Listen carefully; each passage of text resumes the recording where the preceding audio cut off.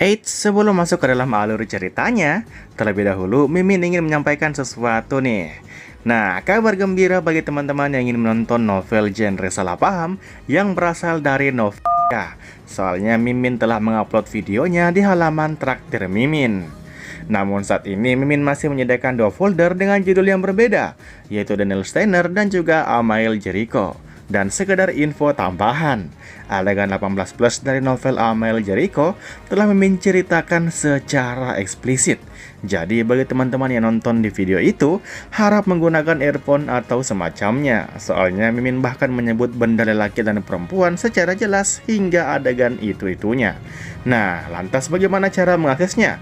Gampang saja, teman-teman tinggal klik link di kolom komentar yang Mimin sudah pin. Setelah itu pilih konten eksklusif dan silakan beli dengan jumlah gelas cendol yang telah ditentukan. Mimin akan update terus novel salah paham dari novel ini. Jadi ditunggu ya informasi berikutnya dari Mimin. Oke, itu saja, mari lanjutkan videonya.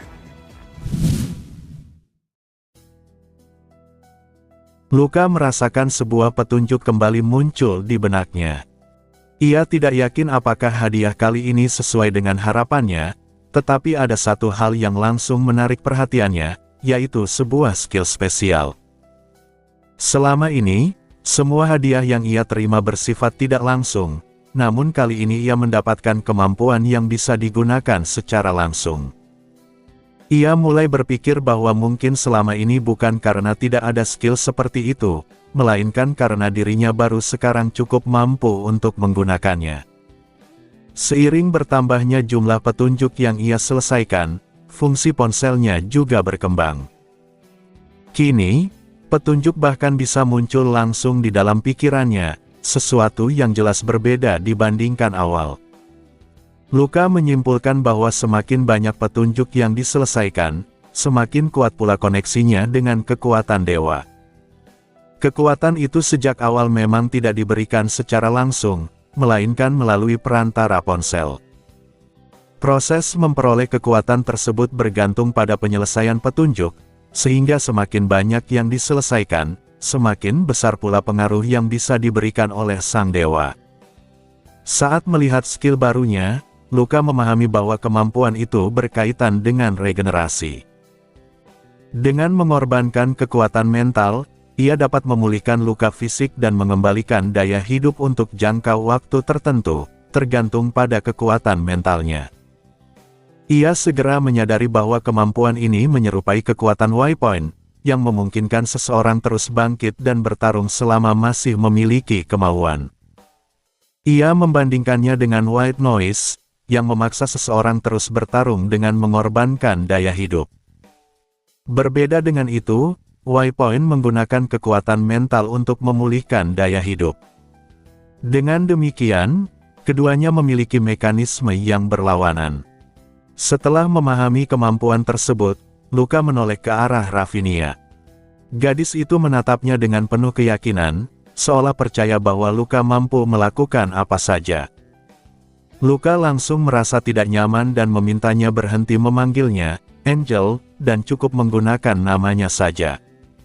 Ravinia terlihat terkejut dan merasa bahwa memanggilnya langsung dengan nama terasa tidak sopan. Namun Luka tetap bersikeras, bahkan mengancam tidak akan merespons jika ia terus menggunakan sebutan itu. Ketika Luka menyinggung masa lalu Ravinia sebagai pemimpin organisasi kriminal, gadis itu langsung terdiam dan menundukkan kepala, akhirnya memanggilnya dengan nama Luka meski masih terasa canggung. Luka kemudian membicarakan masa depan Ravinia. Karena organisasi albino sudah tidak ada, ia harus menentukan bagaimana akan menjalani hidup ke depan. Ia memberi dua pilihan, hidup sendiri seperti sebelumnya, atau ikut dengannya ke akademi. Ravinia tampak ragu saat mendengar tentang akademi, terutama karena usianya sudah lebih dari 20 tahun. Penampilannya memang seperti remaja, tetapi itu karena tubuhnya berhenti berubah sejak ia melakukan sinkronisasi dengan White Noise saat masih kecil. Ia menjelaskan bahwa kehidupannya penuh penderitaan sejak kecil, bahkan harus bekerja sejak usia 6 tahun sebelum akhirnya terseret ke dalam kekuatan tersebut. Luka memahami betapa keras kehidupan yang dijalani Ravinia. Namun ia menegaskan bahwa ia tidak mengajaknya sebagai murid, melainkan bisa membawanya sebagai pelayan tambahan. Di sana, Rafinha bisa mempelajari kekuatannya dengan lebih baik. Rafinha langsung setuju tanpa ragu, meski kembali hampir menyebut Luka sebagai Angel, sebelum buru-buru memperbaikinya. Luka kemudian meminta Rafinha belajar dari Bella jika ingin menjadi pelayannya. Bella sendiri terlihat tidak senang karena merasa dirinya sudah cukup sebagai satu-satunya pelayan Luka. Namun setelah Luka menenangkan dan memujinya, suasana hati Bella membaik dan ia mulai menjelaskan berbagai hal kepada Rafinha. Otbo yang melihat situasi itu mendekati Luka dan berkomentar bahwa ia juga tampak mengalami kesulitan yang sama. Luka hanya bisa menghela napas dan mengakui bahwa mereka berada dalam situasi yang mirip. Setelah itu, mereka memutuskan untuk kembali ke akademi. Sebelum kembali, mereka menyelesaikan beberapa urusan, termasuk melapor ke Tularik, menyamarkan penampilan Rafinha dengan sihir, serta membeli oleh-oleh. Luka sempat mengeluh tentang keharusan membeli hadiah, tetapi tetap melakukannya karena tidak ingin mengecewakan Milia dan Isela. Ia bahkan membeli teh hijau khusus sebagai hadiah tambahan setelah teringat seseorang. Setelah semuanya selesai, mereka menaiki kereta dan kembali ke akademi dengan fasilitas premium berkat koneksi Otbo. Luka merasa perjalanan tersebut cukup melelahkan, tetapi tetap menganggapnya sebagai pengalaman yang tidak buruk. Sesampainya di kota Havok dekat akademi, Luka sempat mempertimbangkan untuk mengunjungi kenalannya, tetapi akhirnya memutuskan langsung menuju akademi. Ia terkejut melihat proses pemulihan akademi yang ternyata sudah selesai lebih cepat dari perkiraan. Saat mencoba masuk, para penjaga menghentikan mereka karena akademi masih dalam masa libur. Namun Luka menyatakan bahwa ia memiliki janji dengan Herote. Awalnya penjaga tidak percaya, tetapi tiba-tiba Herote sendiri berbicara dan langsung memindahkan mereka ke dalam akademi menggunakan teleportasi. Herote menyambut Luka dan mengakui bahwa ia telah menyelesaikan urusannya. Ia juga langsung menyadari bahwa Luka telah pulih.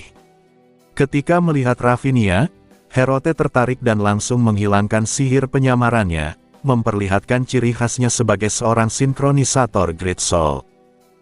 Herote tampak sangat antusias dan menyebut bahwa Eltima pasti akan tertarik.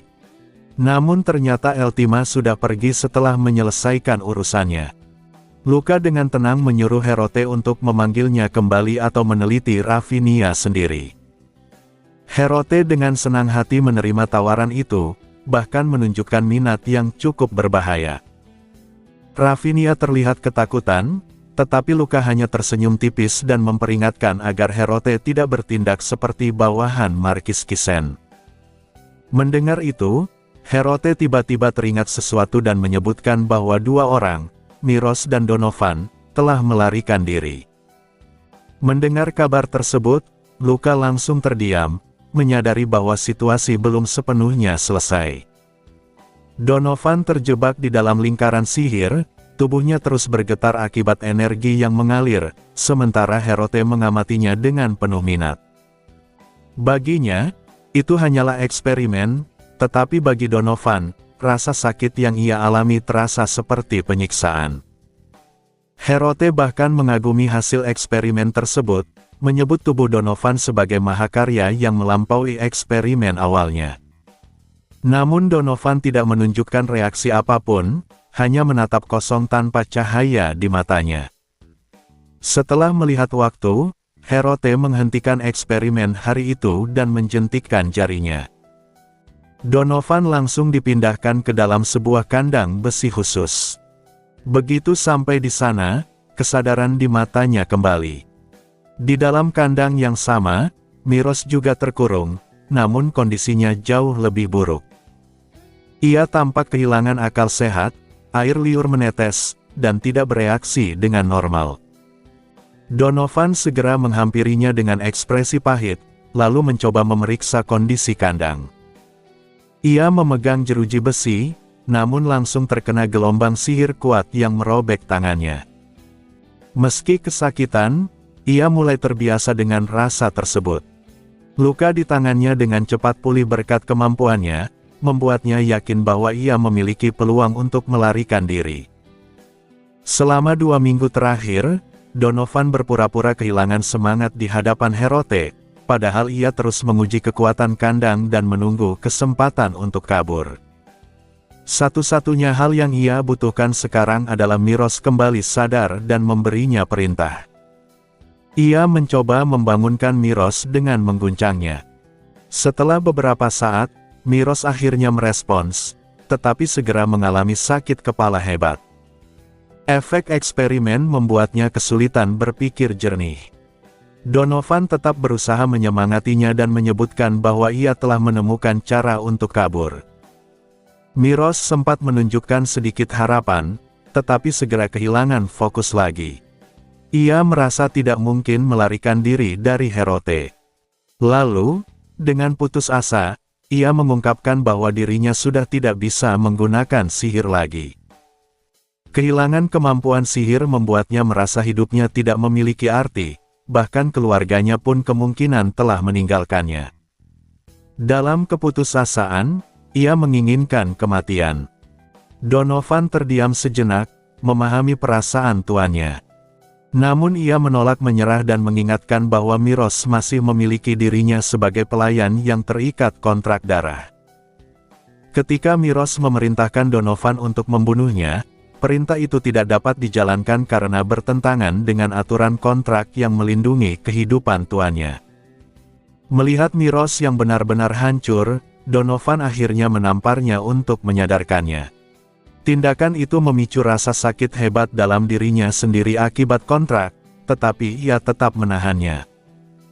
Ia berbicara dengan tegas, memanggil Miros tanpa gelar, dan menyatakan bahwa hidupnya terlalu berharga untuk diakhiri di tempat itu. Ia menekankan bahwa meskipun Miros tidak bisa menggunakan sihir lagi, ia masih muda dan berbakat. Dengan bantuan dirinya sebagai pelayan setia, Miros masih bisa bangkit kembali. Kata-kata itu akhirnya membuat Miros tersadar. Ia mulai melihat bahwa Donovan, yang tidak akan pernah mengkhianatinya, adalah satu-satunya harapan yang tersisa. Perlahan, cahaya kembali ke mata Miros. Meski tidak lagi sombong seperti sebelumnya, ia tidak lagi ingin mati. Ia kemudian memberikan perintah kepada Donovan untuk melepaskan batas kekuatannya dan membawanya keluar dari sana. Donovan, dengan penuh emosi, segera bersiap untuk melaksanakan perintah tersebut.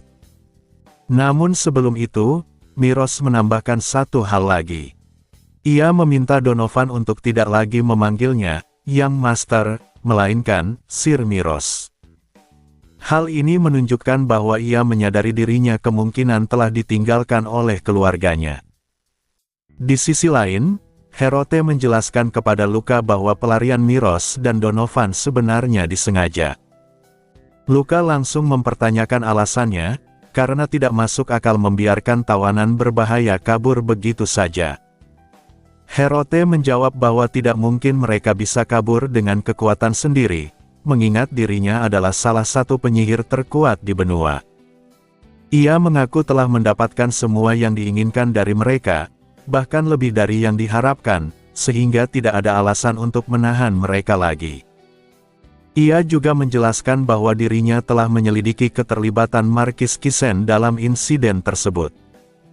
Namun, keluarga Kisen menyangkal semua tuduhan, bahkan keberadaan Miros sendiri.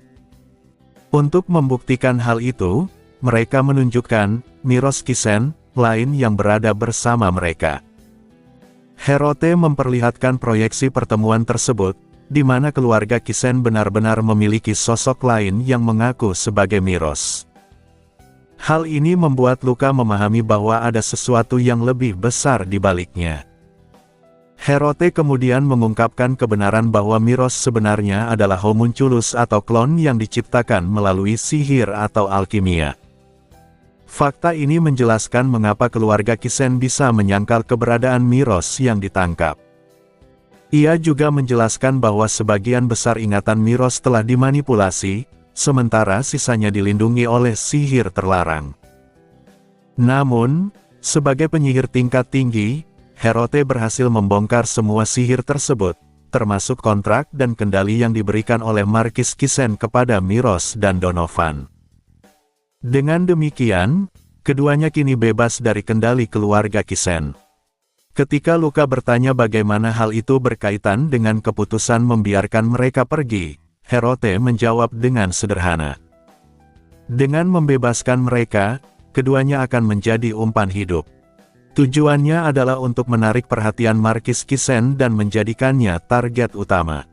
Herote dengan licik menyebut bahwa mereka adalah umpan terbaik untuk memancing ikan besar tersebut. Herote menjelaskan bahwa dibandingkan Miros, keberadaan Donovan jauh lebih langka dan berharga. Ia menekankan bahwa keluarga Markis Kisen tidak mungkin membuang seseorang yang berhasil melewati eksperimen hyperhemia dan bangkit sepenuhnya. Luka, yang mengetahui bahwa Donovan tidak muncul dalam cerita asli, mulai menyadari bahwa masa depan telah berubah.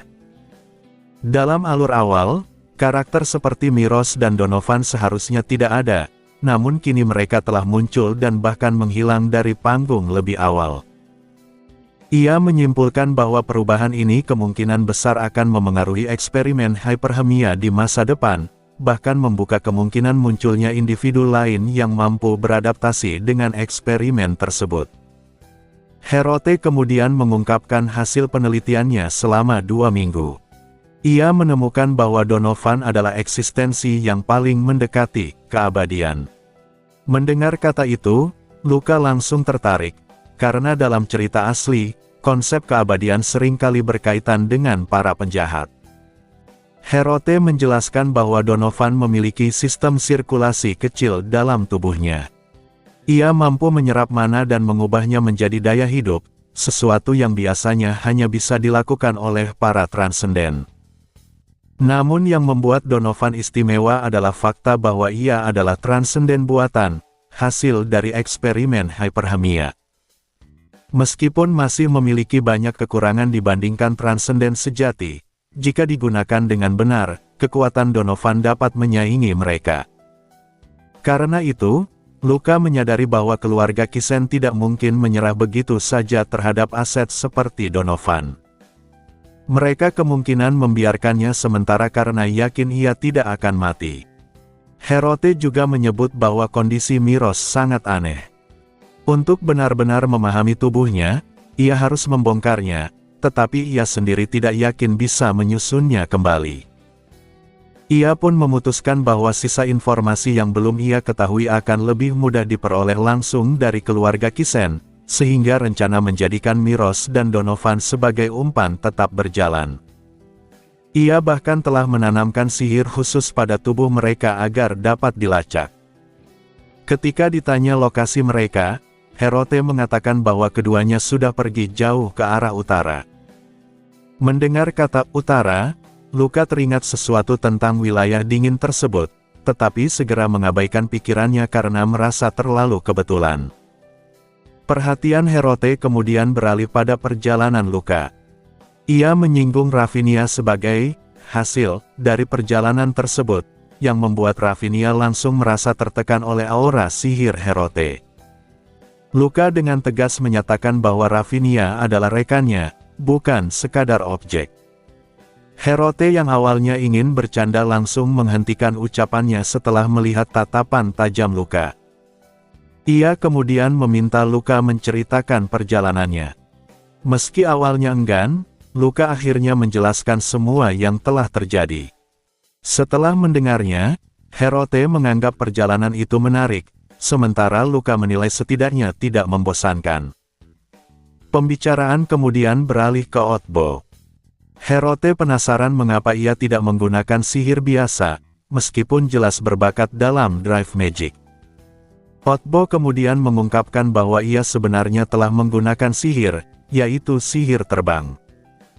Hal ini membuat Luka bingung, tetapi Herote segera menjelaskan bahwa Otbo sebelumnya berada di bawah pembatas sihir. Ia menerangkan bahwa dalam keluarga penyihir kuno, sering kali dipasang pembatas untuk melindungi rahasia keluarga. Dalam kasus Otbo, pembatas tersebut secara aneh hanya berlaku pada sihir biasa, sementara Drive Magic tetap bisa digunakan. Herotes sendiri yang telah menghapus pembatas tersebut. Luka mulai memahami bahwa kemungkinan besar keluarga Otbo sengaja membatasi kemampuannya demi kepentingan anak sulung. Otbo sendiri tidak terlalu terkejut, karena ia sudah menyadari adanya perlakuan berbeda dari keluarganya, meskipun tidak pernah memastikan adanya pembatas. Luka kemudian menegaskan bahwa Otbo tidak perlu lagi memikirkan keluarganya, karena organisasi mereka akan menjadi sesuatu yang lebih besar. Herote yang mendengar itu tertarik dan bercanda ingin ikut bergabung, tetapi Luka hanya merespons dingin. Pembicaraan beralih ke kondisi akademi. Herote menjelaskan bahwa renovasi bisa diselesaikan dengan cepat berkat kekuatannya, tetapi penutupan akademi juga disebabkan oleh reorganisasi staf dan penyesuaian manajemen. Luka lalu menanyakan tentang gurunya, Creepy Mosto. Herote menjawab bahwa ia telah dibawa oleh Zeritz. Luka langsung memahami situasinya, mengingat sebelumnya ada tawaran untuk menjalani pelatihan bersama Zeritz yang ia tolak. Herote juga menyebut bahwa Eltima pernah menghubunginya dan mengatakan bahwa Creepy menghancurkan sebuah dinding, yang membuat Luka tertarik. Adegan kemudian berpindah ke pertarungan antara dua pendekar pedang. Gelombang benturan dari pedang mereka menghancurkan tanah di sekitarnya. Kedua sosok yang berdiri adalah Zeritz dan Creepy Mosto. Zeritz mengeluh bahwa jika Creepy mengikutinya sejak awal, ia bisa mencapai level tersebut lebih cepat. Namun Creepy menolak, mengatakan bahwa ia tidak akan bisa mencapai tingkat itu jika mengikuti jalan tersebut. Ia menegaskan bahwa ia menyempurnakan pedangnya sendiri. Meskipun menggerutu, Zeritz jelas merasa bangga.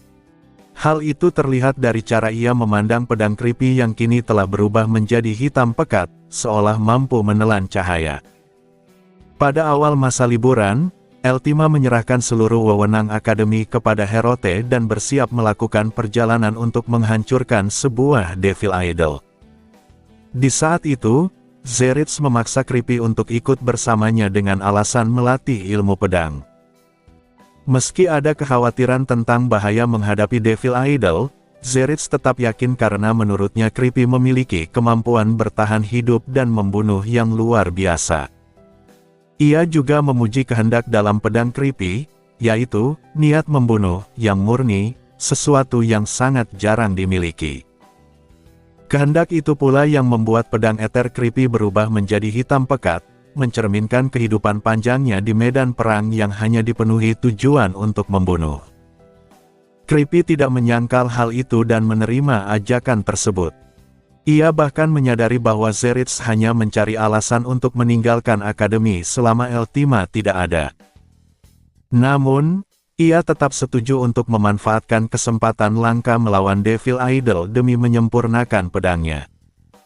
Selama sebulan, Creepy bergabung dengan Eltima, Zeritz, dan calon anggota Heaven's Door dalam misi tersebut.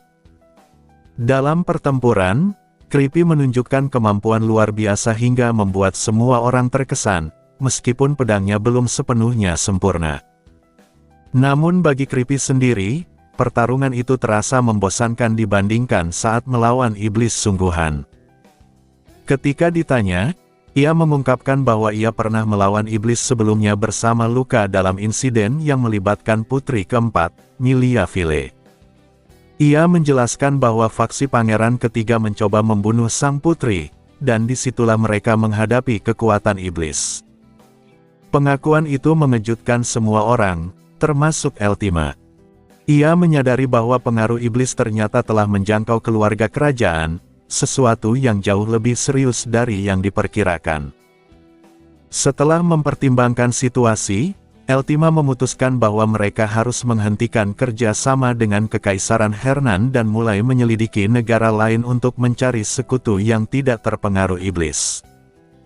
Untuk melaksanakan rencana itu, mereka harus membagi kekuatan.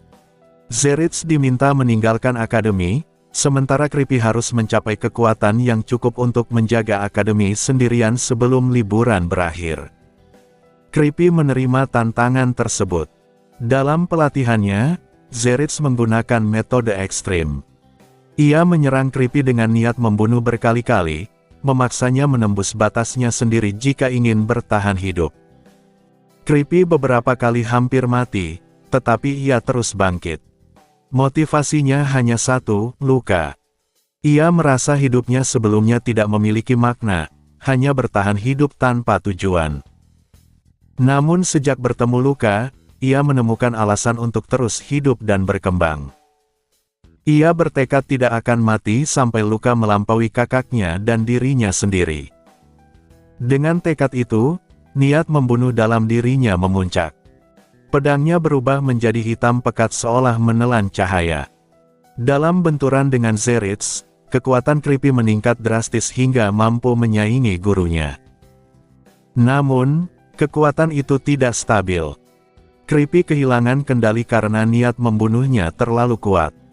Pada saat kritis, Eltima muncul dan menghentikannya dengan melempar tombak berbulu yang menghantam kepalanya. Ia menjelaskan bahwa Creepy mengalami efek samping karena menembus batas terlalu cepat, sehingga belum mampu mengendalikan kekuatannya. Zeritz kemudian melanjutkan pelatihan dengan pengawasan Eltima agar Creepy bisa mengendalikan kekuatannya tanpa membahayakan diri sendiri. Setelah latihan berulang, 2 hari sebelum liburan berakhir, Creepy akhirnya mampu mempertahankan kewarasannya sambil menggunakan pedang hitam tersebut. Kekuatan dan tekniknya kini hampir setara dengan Zeritz. Meski demikian, Creepy masih merasa belum puas. Ia ingin menyempurnakan teknik pedang yang sedang ia kembangkan khusus untuk luka agar lebih sesuai dengannya. Zeritz menganggap teknik itu sudah hampir sempurna, tetapi Creepy tetap ingin menyempurnakannya lebih jauh. Ia kemudian meminta bertarung dengan Eltima, merasa perlu melawan seseorang dengan pendekatan berbeda. Eltima setuju dan menunjukkan kekuatannya. Dalam pertarungan itu, Creepy langsung dikalahkan tanpa perlawanan berarti. Namun justru dari kekalahan itu, Creepy merasa menemukan potongan terakhir yang hilang. Ia akhirnya menyempurnakan teknik pedang untuk luka. Kembali ke masa kini, luka tidak terlalu mengkhawatirkan Creepy. Ia percaya gurunya mampu mengurus dirinya sendiri, terlebih karena hubungan mereka kini sudah sepenuhnya terjalin sebagai sekutu sejati. Herote sempat menunjukkan ketertarikan untuk meneliti Creepy, tetapi Luka menolaknya secara halus dengan mengingatkan bahwa ia sudah memiliki cukup banyak objek penelitian, termasuk Ravinia. Herote bahkan memperlihatkan bahwa ia bisa membagi dirinya untuk melakukan banyak hal sekaligus. Saat pembicaraan berlanjut, Luka mengira semuanya sudah selesai dan tinggal menunggu dimulainya kembali sekolah. Namun Herote tiba-tiba mengingatkan satu hal penting. Ia menanyakan apakah Luka sudah melakukan persiapan. Ketika Luka bertanya persiapan apa yang dimaksud, Herote menjawab dengan senyum licik. Persiapan ujian. Karena segera setelah semester dimulai kembali, ujian tengah semester akan langsung dilaksanakan. Ujian tengah semester seharusnya dilaksanakan 2 minggu setelah festival. Jadwal tersebut memang padat, dengan pelatihan, festival, lalu langsung ujian, tetapi karena materi pelajaran tidak terlalu berat dan saling berkaitan, hal itu tidak menjadi beban bagi siswa yang belajar dengan konsisten. Luka termasuk tipe siswa seperti itu. Baginya, ujian bukan sesuatu yang perlu dipersiapkan secara khusus, melainkan hanya evaluasi dari apa yang telah dipelajari selama ini. Karena itu, ia tidak terkejut dengan adanya ujian. Namun reaksi berbeda ditunjukkan oleh Otbo. Ia panik saat mendengar tentang ujian, membuat Luka hanya bisa menghela napas. Setelah rahasia pembatas sihir Otbo terungkap, Luka merasa agak tidak enak untuk terus menggodanya, mengingat kondisi itu disebabkan oleh keluarganya sendiri. Herote kemudian menanyakan apakah Otbo sudah belajar dengan baik. Otbo mengaku telah belajar, tetapi hasilnya tidak memuaskan. Herote menjelaskan bahwa setelah pembatas sihirnya dihapus, seharusnya pemahaman yang selama ini ia pelajari mulai muncul secara alami. Ia lalu menguji Otbo dengan menanyakan teori sihir tingkat lanjut. Tanpa sadar, Otbo mampu menjawab dengan tepat, bahkan dengan penjelasan yang rinci. Hal itu membuatnya sendiri kebingungan. Herote menjelaskan bahwa pembatas tersebut hanya mengganggu proses penggunaan sihir, bukan proses belajar. Pengetahuan yang sudah dipelajari tetap tersimpan. Ia juga menambahkan bahwa pembatas itu kemungkinan hanya aktif saat Otbo mencoba menggunakan sihir biasa, sehingga selama ini ia kesulitan dalam praktik, tetapi tidak dalam teori. Hal itu menjelaskan mengapa ia tetap memiliki pemahaman yang baik. Luka kemudian menyimpulkan bahwa ini adalah kesempatan bagi Otbo untuk menunjukkan kemampuan aslinya. Herote menambahkan bahwa meskipun pembatas sudah dilepas, Otbo masih belum stabil, sehingga ia perlu berlatih keras selama 2 minggu ke depan. Otbo pun bertekad untuk berlatih. Luka langsung menyatakan akan ikut serta, meskipun ia sendiri bukan pengguna sihir. Ia menjelaskan bahwa meskipun tidak mahir dalam sihir, ia unggul dalam pertarungan. Otbo merasa bingung karena ujian di Departemen Sihir tidak melibatkan pertarungan. Namun Herote justru menyarankan bahwa cara terbaik untuk mengasah sihir adalah melalui situasi mendesak seperti pertarungan. Luka langsung menyetujui ide itu, membuat Otbo tidak punya pilihan selain ikut berlatih bersama mereka. Selama 2 minggu, Otbo menjalani latihan keras bersama Luka. Meski menderita, ia tetap bertahan, terutama karena motivasinya untuk menunjukkan kemampuan kepada Milia. Waktu berlalu hingga hari sebelum semester dimulai. Asrama kembali ramai dengan para siswa yang pulang dari liburan, meskipun beberapa memilih pindah ke akademi lain akibat insiden sebelumnya dan perubahan kepemimpinan. Otbo kemudian mengajak Luka untuk bertemu Milia yang sudah kembali. Namun Luka memperhatikan kondisi Otbo yang penuh luka memar akibat latihan. Meski demikian, ia tetap membiarkannya. Mereka pergi ke restoran, di mana Milia dan Isela sudah menunggu. Milia menyambut Luka dengan antusias, merasa waktu 1 bulan terasa lebih lama dari yang sebenarnya. Perhatian Milia kemudian tertuju pada wajah Otbo yang penuh luka. Ia langsung menanyakan siapa yang memukulnya. Luka dengan santai menjelaskan bahwa Otbo setiap hari dilatih dan disembuhkan, tetapi hari itu sengaja tidak disembuhkan agar mendapat perhatian. Otbo dengan gugup akhirnya mengungkapkan bahwa ia kini bisa menggunakan sihir dengan benar. Ia menjelaskan tentang pembatas yang telah dihapus dan bagaimana latihan bersama Luka membantunya memulihkan kemampuannya. Milia terkejut sekaligus kesal setelah mengetahui bahwa selama ini keterbatasan Otbo disebabkan oleh pembatas. Ia menyadari bahwa usahanya selama ini untuk mengajarinya tidak membuahkan hasil karena faktor tersebut. Luka menambahkan bahwa Otbo memiliki insting bertarung yang cukup baik, kemungkinan karena sering melihatnya bertarung. Hal ini menarik perhatian Milia, yang kemudian menyadari bahwa selama liburan, mereka semua mengalami banyak hal. Saat percakapan beralih, Milia memutuskan untuk menceritakan pengalamannya terlebih dahulu. Ia mengungkapkan bahwa dirinya kembali dikhianati. Ia menunjukkan sebuah surat dengan segel keluarga bangsawan. Otbo mengenali segel itu sebagai milik keluarga Adipati Partigel. Milia menjelaskan bahwa sejak awal ia telah dimanfaatkan oleh keluarga tersebut. Saat itu, sebuah petunjuk muncul di benak Luka, menunjukkan perkembangan dalam situasi yang melibatkan Milia dan Isela.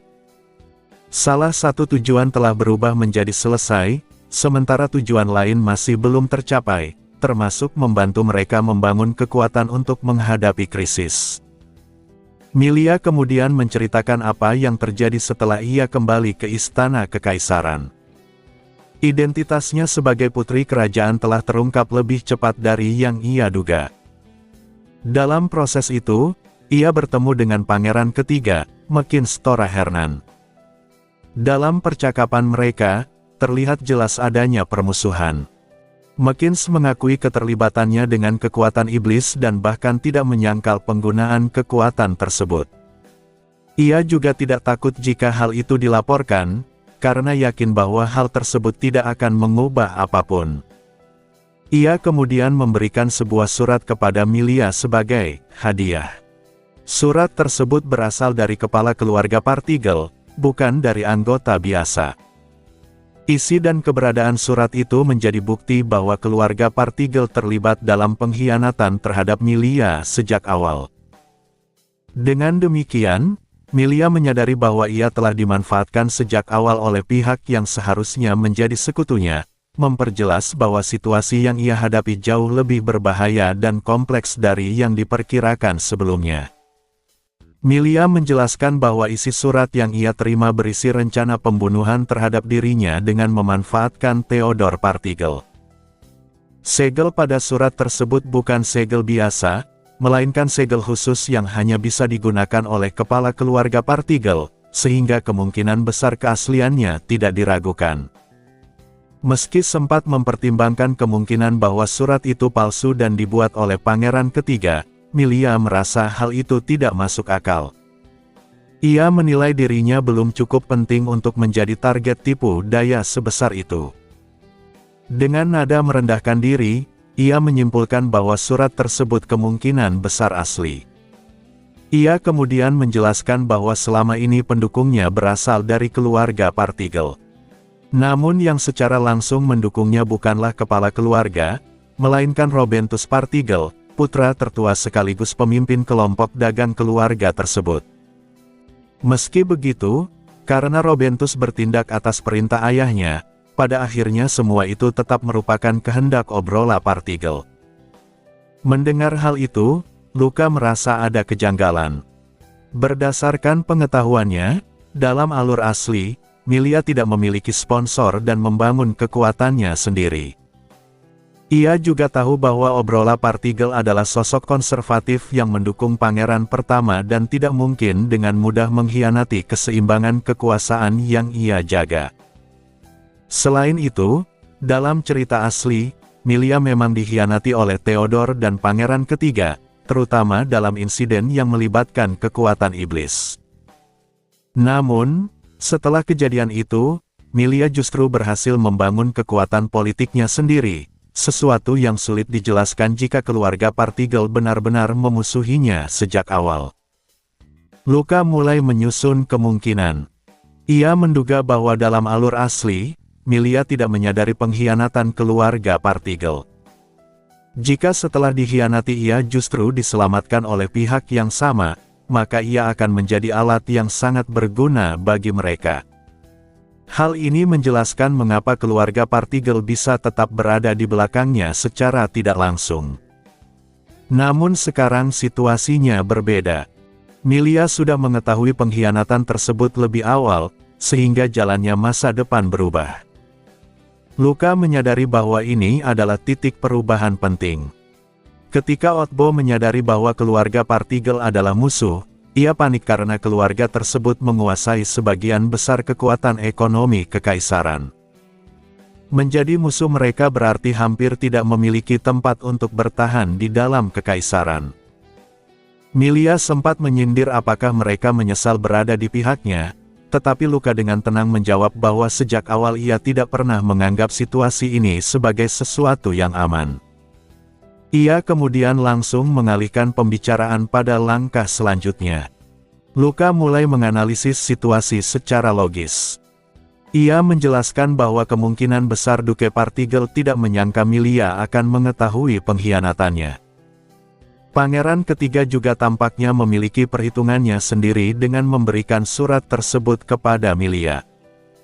Menurut Luka, tujuan awal Duke Partigel adalah memanfaatkan Milia sebagai alat untuk menahan pangeran ketiga.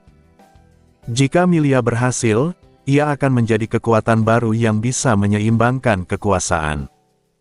Jika gagal dan terbunuh, maka tidak ada kerugian bagi Duke. Namun karena Milia selamat, ia kini menjadi variabel tak terduga. Dengan bersembunyi di akademi, ia untuk sementara aman, terutama karena situasi akademi yang sedang diawasi ketat pasca insiden sebelumnya. Jika Milia mampu membangun kekuatan di dalam akademi, maka ia akan menjadi kekuatan baru yang justru menguntungkan rencana awal Duke, meskipun di luar kendalinya. Di sisi lain, Pangeran Ketiga memberikan surat tersebut untuk memastikan Milia tidak jatuh ke dalam skenario yang diinginkan Duke. Mendengar penjelasan Luka, Milia akhirnya memahami situasi secara utuh. Ia menyadari bahwa selama ini emosinya membuatnya tidak bisa berpikir jernih. Ia juga mulai melihat Luka sebagai peluang besar bagi dirinya. Setelah menenangkan diri, Milia menyimpulkan bahwa Duke Partigal kemungkinan belum mengetahui bahwa ia telah menyadari pengkhianatan tersebut, tetapi cepat atau lambat ia akan mulai curiga. Karena itu, ia harus segera membangun kekuatan sebelum terlambat. Ketika ditanya apakah ia memiliki rencana, Milia mengakui bahwa ia tidak sepenuhnya yakin, tetapi ia harus mencobanya. Ia kemudian mengungkapkan bahwa sebenarnya ia telah memikirkan cara untuk membangun kekuatan di luar pengaruh keluarga Partigal. Rencananya adalah meningkatkan nilai Luka. Ia ingin Luka membangun hubungan dengan para alkemis berbakat, terutama seseorang seperti Archon Robert. Tujuannya bukan untuk mendapatkan dukungan langsung, melainkan menciptakan citra bahwa Luka adalah individu berpengaruh yang memiliki koneksi luas. Dengan cara itu, Luka akan terlihat sebagai sosok penting yang mendukung Milia. Hal ini akan memperkuat posisi Milia dalam negosiasi, terutama dengan Robentus Partigal. Ia bahkan berniat memanfaatkan hubungan tersebut untuk memisahkan Robentus dari pengaruh ayahnya. Bagi Milia, ini adalah langkah berisiko besar, karena tidak ada jaminan Robentus akan berkhianat pada keluarganya. Namun ia tampaknya telah mempersiapkan dasar untuk rencana tersebut sejak lama. Ia kemudian secara langsung meminta bantuan Luka untuk menjalankan rencana ini. Luka, meskipun tidak terlalu menyukai ide membangun relasi, akhirnya setuju karena situasinya memang tidak memungkinkan untuk memilih. Saat mereka membahas kemungkinan waktu yang dibutuhkan, Milia menyatakan bahwa semuanya mungkin berjalan lebih cepat dari yang diperkirakan. Tepat saat itu, seseorang mendekati mereka dengan senyum ramah. Sosok itu adalah Archon Robert, target utama dalam rencana Milia. Melihatnya, Luka hanya bisa mengklik lidahnya, menyadari bahwa situasi mulai bergerak lebih cepat dari yang ia bayangkan. Ujian tengah semester menjadi topik utama saat masa liburan hampir berakhir. Ujian tersebut sebenarnya dijadwalkan 2 minggu setelah festival, sehingga meskipun jadwalnya terasa padat, bagi siswa yang belajar secara konsisten hal itu tidak menjadi beban. Luka termasuk salah satu siswa yang rajin, sehingga ia tidak merasa khawatir sama sekali.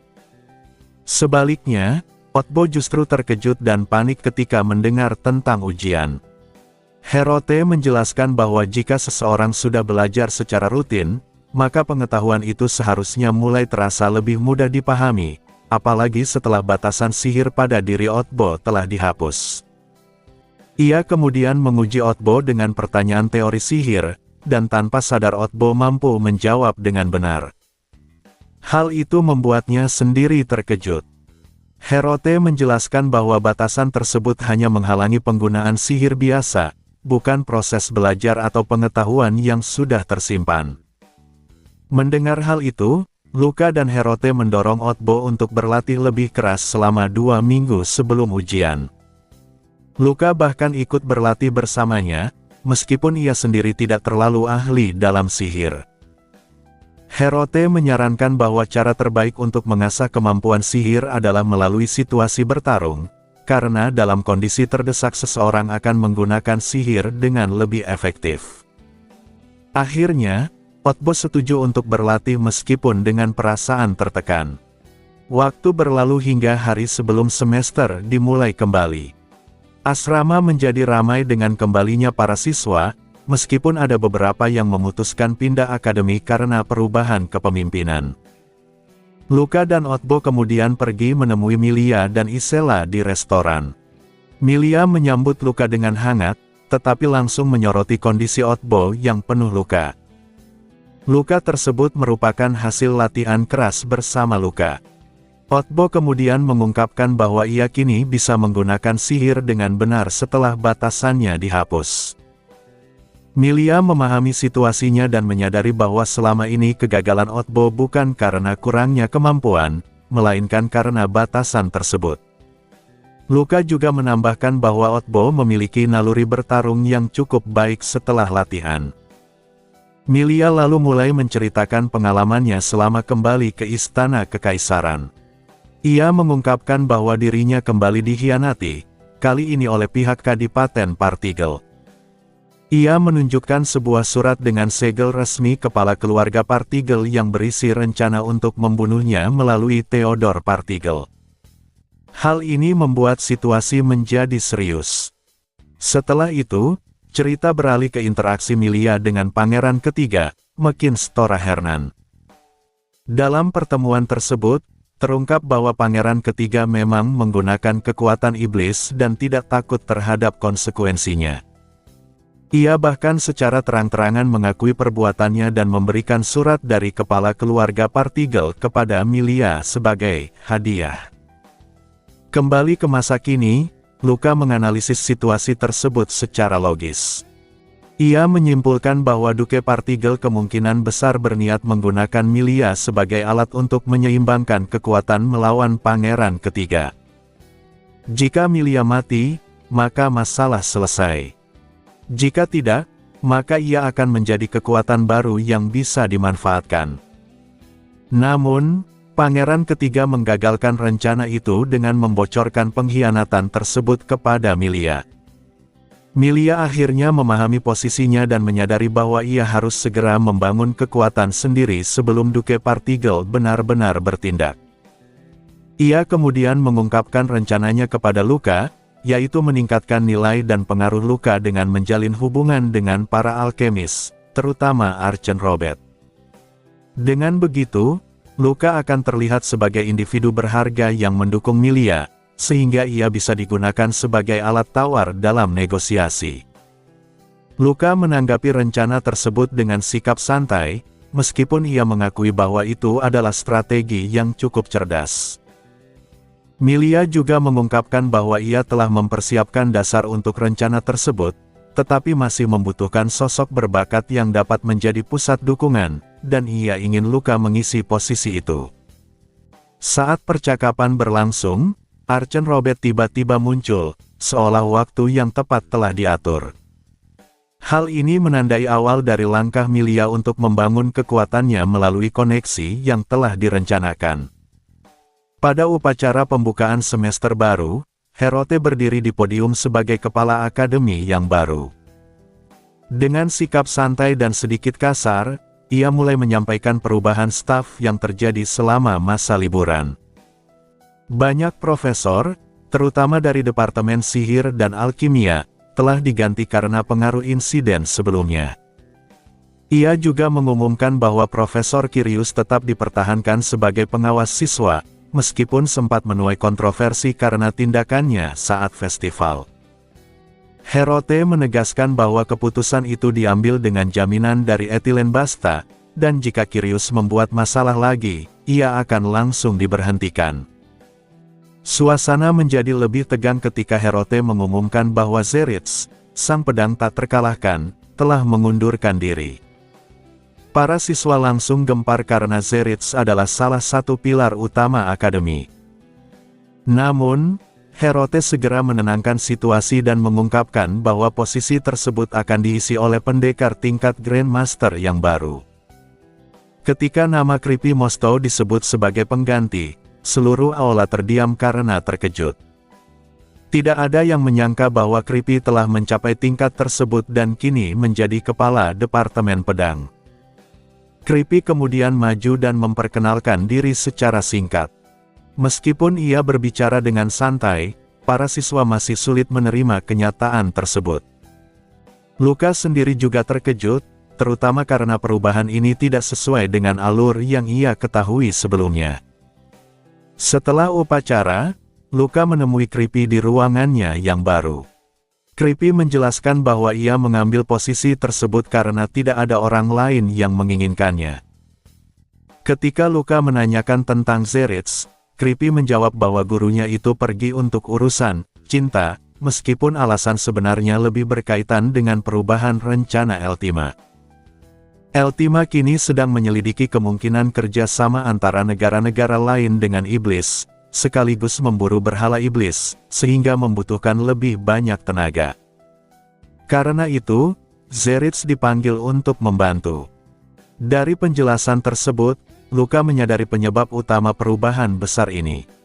Dalam alur asli, Creepy gagal dan menjadi sosok yang tersingkir, sehingga Zeritz tetap berada di akademi dan akhirnya menjadi guru bagi tokoh utama. Namun sekarang, Creepy berhasil berkembang, melampaui batasnya, dan menjadi murid yang diakui sepenuhnya oleh Zeritz. Akibatnya, Zeritz tidak lagi memiliki alasan untuk tetap tinggal di akademi dan pergi menjalankan misinya. Kesadaran ini membuat Luka merasa situasi menjadi kacau. Perubahan tersebut bukan hanya menghilangkan satu tokoh penting, tetapi juga berpotensi mengganggu seluruh jalannya cerita di masa depan. Ia menyadari bahwa tanpa kehadiran Zeritz sebagai guru tokoh utama, banyak peristiwa penting mungkin tidak akan terjadi seperti seharusnya. Namun, sebelum Luka sempat memikirkan solusi, Creepy menyampaikan bahwa ia memiliki permintaan untuknya. Waktu sudah mendekati jam pelajaran, dan Creepy tampak yakin bahwa permintaan tersebut akan disukai Luka. Sementara itu, di kelas dasar ilmu pedang tingkat SA, para siswa sedang kebingungan karena belum ada pengajar yang datang. Mereka menduga akan ada pengganti sementara, mengingat Creepy kini harus mengajar kelas S. Saat suasana masih penuh pertanyaan, Luka masuk ke ruang latihan dan naik ke podium. Para siswa mulai memperhatikannya dengan heran, karena mereka mengenalnya sebagai asisten pengajar. Luka sempat terlihat ragu, tetapi akhirnya menguatkan diri. Dengan tegas, ia mengumumkan bahwa mulai hari itu, ia akan memimpin kelas tersebut sebagai perwakilan siswa Departemen Pedang sekaligus murid resmi Creepy Mosto. Ujian tengah semester dijadwalkan berlangsung 2 minggu setelah festival, dengan jadwal yang padat namun tetap dianggap wajar bagi siswa yang belajar secara konsisten. Luka termasuk tipe siswa seperti itu, sehingga ia tidak merasa terkejut dengan ujian. Berbeda dengan Otbo yang panik saat mendengar kabar ujian, meskipun ia sebenarnya telah belajar.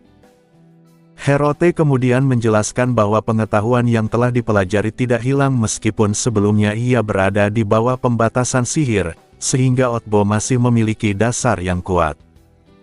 Setelah pembatasan itu hilang, kemampuannya perlahan mulai kembali. Luka dan Herote kemudian mendorong Otbo untuk berlatih lebih serius, bahkan dengan metode bertarung agar ia bisa mengasah insting sihirnya. Otbo akhirnya setuju, terutama karena termotivasi oleh keinginan untuk menunjukkan kemampuannya di depan Milia. Waktu berlalu hingga sehari sebelum semester dimulai. Asrama kembali ramai, meskipun beberapa siswa tidak kembali karena berbagai alasan, termasuk perubahan besar di akademi setelah insiden teror dan pergantian kepala akademi. Luka dan Otbo kemudian pergi menemui Milia dan Isela. Di sana, Otbo mengungkapkan bahwa ia kini bisa menggunakan sihir dengan baik setelah pembatasannya dihapus, berkat latihan keras bersama Luka. Milia memahami alasan dibalik ketidakmampuan Otbo sebelumnya dan merasa sedikit kesal karena baru mengetahui kebenarannya. Percakapan kemudian beralih ke pengalaman Milia selama liburan di Istana Kekaisaran. Ia mengungkapkan bahwa dirinya kembali dikhianati. Surat yang ia terima dari keluarga Partigel menunjukkan adanya rencana untuk membunuhnya menggunakan Theodore Partigel. Hal ini membuktikan bahwa sejak awal ia telah dimanfaatkan oleh pihak tersebut. Luka, yang memahami alur cerita lebih dalam, mulai menganalisis situasi dan menyimpulkan bahwa Duke Partigel kemungkinan berniat menggunakan Milia sebagai alat untuk menyeimbangkan kekuatan melawan Pangeran Ketiga. Namun, karena Milia selamat, ia justru menjadi variabel yang tidak terduga. Luka menjelaskan bahwa tindakan Pangeran Ketiga memberikan surat tersebut bertujuan untuk mengganggu rencana Duke Partigel dengan memancing kemarahan Milia. Dengan demikian, konflik kekuatan di antara mereka akan semakin rumit. Milia akhirnya memahami situasinya dan menyadari bahwa ia harus segera membangun kekuatan sendiri sebelum sepenuhnya dijadikan pion. Ia pun meminta bantuan Luka untuk meningkatkan nilai dirinya dengan menjalin hubungan dengan para alkemis berbakat, terutama Archen, agar posisinya dalam negosiasi meningkat. Luka setuju meskipun dengan sikap enggan. Keesokan harinya, semester baru dimulai dengan upacara pembukaan.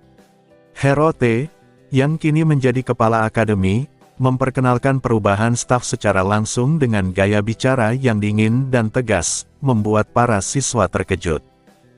Ia juga mengumumkan bahwa beberapa profesor telah diganti, termasuk posisi penting di Departemen Sihir dan Alkimia. Selain itu, posisi Kepala Departemen Pedang mengalami perubahan besar setelah Zeritz mengundurkan diri. Sebagai gantinya, Kripi Mosto yang baru saja mencapai tingkat Grandmaster ditunjuk sebagai Kepala Departemen. Perubahan ini mengejutkan banyak pihak, termasuk Luka.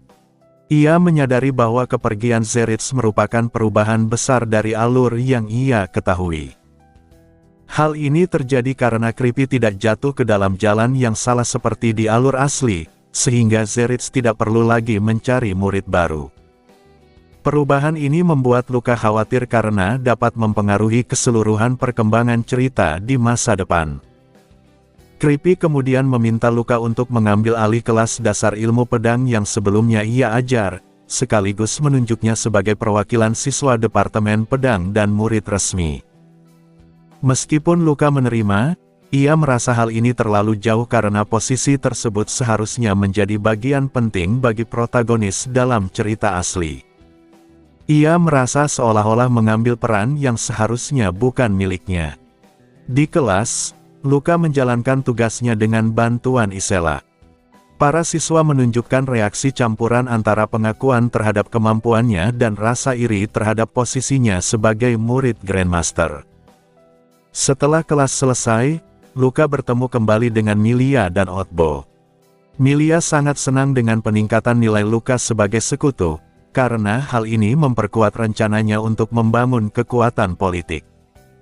Di sisi lain, Otbo mulai menunjukkan perkembangan dalam kemampuan sihirnya dan semakin percaya diri. Namun, situasi menjadi lebih kompleks ketika Archen datang bersama kelompoknya, termasuk Igar dan Bres. Archen mengungkapkan bahwa ia ingin menunjuk mereka sebagai wakil dalam kepemimpinannya, tetapi menghadapi penolakan karena Luka dianggap lebih layak setelah menjadi murid resmi Grandmaster.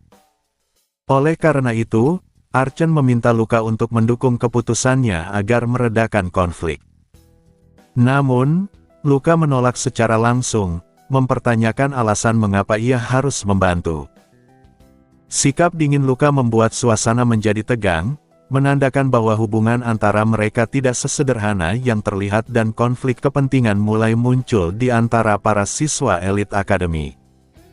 Penolakan Luka yang singkat membuat suasana langsung membeku.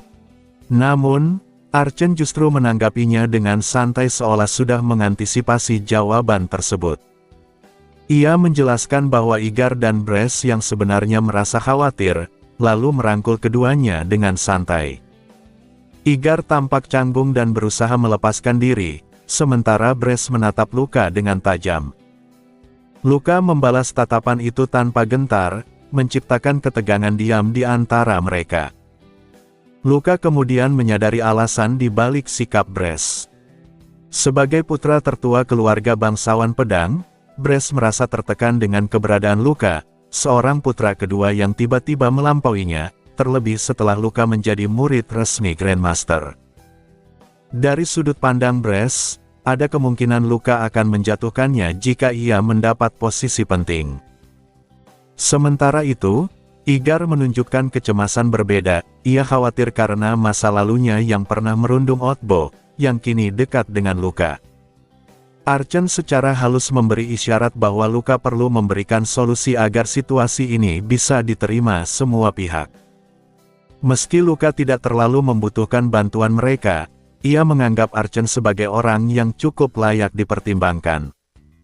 Akhirnya, Luka mengusulkan sebuah taruhan untuk menentukan segalanya. Taruhan tersebut menggunakan hasil ujian yang akan datang. Nilai peringkat Luka dan Otbo akan dijumlahkan dan dibandingkan dengan jumlah peringkat Bres dan Igar. Tim dengan total nilai lebih rendah akan menang. Jika pihak Archen menang, maka posisi wakil ketua dan asisten akan diberikan tanpa perdebatan, bahkan Luka bersedia membantu meredakan keberatan pihak lain. Namun jika mereka kalah, Luka meminta mereka bersumpah atas nama keluarga untuk mendukungnya kapanpun diperlukan. Usulan ini dianggap terlalu berat oleh Archen, sehingga ia menegosiasikan ulang syaratnya. Ia mengusulkan perubahan menjadi pertandingan ulang praktik, dengan tambahan anggota dari pihaknya. Sebagai gantinya, hukuman diubah menjadi dukungan berdasarkan kehormatan pribadi, bukan nama keluarga. Luka kemudian menambahkan syarat lain secara diam-diam kepada Archen. Ia ingin bisa meminjam otoritas ketua kelas kapanpun dibutuhkan. Archen akhirnya menyetujui kesepakatan tersebut, meskipun dengan batasan. Keduanya pun berjabat tangan, menandai dimulainya taruhan yang akan datang. Setelah kelompok Archen pergi, Milia mengomentari bahwa mereka tidak lagi berguna bagi Luka. Namun Luka langsung membantah, mengatakan bahwa menilai orang hanya dari kegunaan adalah kelemahan. Ia bahkan menyindir bahwa jika dinilai dari segi itu, Milia sendiri juga tidak terlalu berguna. Ucapan itu membuat Milia terdiam sejenak sebelum menunjukkan reaksi kesal. Milia kemudian mencoba melibatkan Isela, yang biasanya diam, agar berbicara. Isela dengan canggung mencoba menegur Luka, meskipun terdengar dipaksakan. Hal ini justru membuat suasana sedikit lebih ringan, sementara Luka mengakui bahwa ia sengaja memancing Isela agar lebih banyak bicara. Percakapan kemudian beralih ke ujian yang akan datang. Luka menanyakan kemampuan Milia di bidang sihir, dan Milia dengan percaya diri menyatakan bahwa ia bisa meraih peringkat pertama tanpa usaha serius. Ia mengungkapkan bahwa dirinya berada di tingkat sihir kelima, yang tergolong sangat tinggi untuk siswa seusianya. Luka mengakui kemampuannya, meskipun menyadari bahwa kekuatan utama Milia juga berasal dari faktor eksternal seperti relik suci. Setelah itu, Luka menyinggung tentang Otbo dan kemungkinan bantuan Milia untuk melatihnya. Milia langsung menolak karena merasa Otbo masih belum sebanding dengan siswa lain seperti Igar. Namun, sebelum pembicaraan berlanjut, Otbo sendiri angkat bicara. Dengan ekspresi penuh keyakinan, Otbo menyatakan bahwa ia tidak lagi merasa tertinggal. Setelah melihat situasi sebelumnya, ia percaya bahwa bahkan Igar bukan lagi lawan yang perlu dikhawatirkan. Pernyataannya menandai perubahan besar dalam kepercayaan diri Otbo, sekaligus menjadi awal dari persaingan serius menjelang ujian yang akan datang.